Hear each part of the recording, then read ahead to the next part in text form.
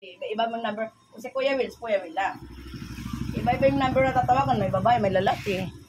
Ano yun? Ano pa mo dyan, ma'am? Hindi. Yun ang gusto ko yung totoo. Kasi gusto ko yung totoo kasi mahirap na manloko ng tao eh. Kaya mapapundol ka na para makapira ka. Nakarecord. Naku, ikaw mo muna magpabundol.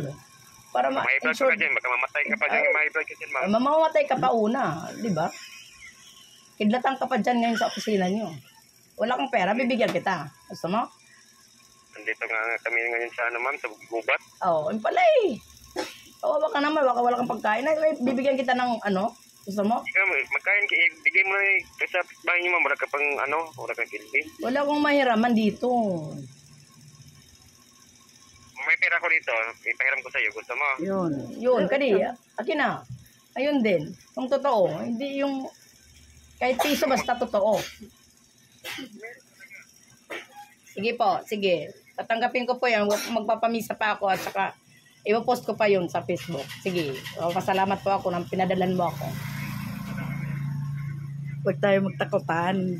Hindi, may kilala po ako. Pinsan ko nandun sa loob.